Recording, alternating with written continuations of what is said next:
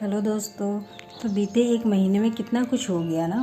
NEET का paper leak हो गया, बंगाल और असम में चुनाव हुए जिसमें बीजेपी अपने प्रचंड बहुमत के साथ चुनाव जीतती है। और उसके बाद प्रधानमंत्री मोदी जी जो है, हम आम जनता से अपील करते हैं कि वो फ्यूल बचाएं, फ्यूल कम खर्च करें और साथ ही गोल्ड ना खरीदें। और वहीं दूसरी तरफ मोदी जी अपनी जो विदेश की यात्राएं हैं उसमें कहीं कोई कमी नहीं होती, उनकी सुख सुविधाओं में कोई कमी नहीं होती। जहाँ जो देश है वो आर्थिक संकट से जूझ रहा है और वो आम जनता से अपील करते हैं कि वो इस आर्थिक संकट में देश का सहयोग करें। और वहीं वो दूसरी तरफ खुद जो इटली की जो प्रधानमंत्री है जॉर्जिया मेलोनी, उनको मेलोडी टॉफ़ी भेंट करके हंसी ठिठोली करते हैं।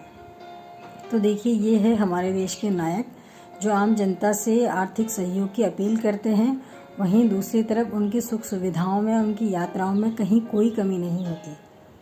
और उसके बाद जो है बच्चों की जो एग्ज़ाम की बात है, जैसे नीट का पेपर लीक हो गया, फिर से नीट का एग्ज़ाम रीस्केड्यूल हुआ है। अब एग्ज़ाम जो है 21 जून को होगा। तो जब 3 मई को एग्ज़ाम था, मैं भी गई थी अपनी बिटिया को लेके एग्ज़ाम दिलवाने के लिए। तो अब 21 जून को फिर से रीस्केड्यूल किया गया है। और जब मैं वहाँ गई थी, मैंने देखा बच्चे जो है 4-4 साल की कोचिंग लेने के बाद एग्ज़ाम देने आए हैं।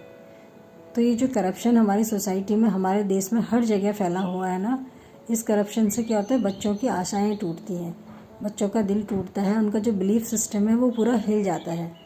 तो अब जो 21 जून को एग्ज़ाम होने वाले हैं, तो बच्चे क्या वही स्पिरिट, वही कॉन्फिडेंस के साथ फिर से एग्ज़ाम दे पाएंगे? और अगर बच्चे एग्ज़ाम देंगे भी तो उनके मन में ना कहीं ये डाउट रहेगा कि कहीं फिर से ये एग्ज़ाम कैंसिल ना हो जाए। तो ये जो करप्शन है, इस सिस्टम के आगे जो बड़े बड़े उद्योगपति हैं, जो नेता लोग हैं, इन पर कोई प्रभाव नहीं पड़ता है।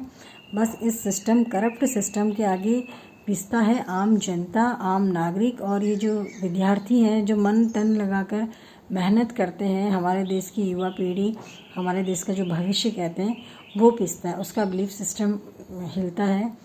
और हम सोचते थे कि बीजेपी आई है, कई सालों से बीजेपी का ही शासन है, केंद्र में हो चाहे राज्य में, अच्छे दिन आएंगे। अच्छे दिन की बात तो देखिए, अभी हमें जो हमारी बेसिक नीड की चीज़ें हैं, जैसे ईंधन, फ्यूल हो गया, उन सब चीज़ों से भी हमें जूझना पड़ रहा है। तो मुझे नहीं लगता है कि ये एक अच्छे दिन है, क्योंकि मोदी जी जहाँ अच्छे एग्ज़ाम हमारे देश में नहीं करवा पा रहे हैं अच्छे से एग्ज़ाम। और वहीं महिला सुरक्षा की बात हो तो जो आरोपी हैं वो चुनाव भी लड़ते हैं और जीत भी जाते हैं। तो वही ना महिलाओं को सुरक्षा दे पाए हैं, ना ही बच्चों के एग्ज़ाम अच्छे से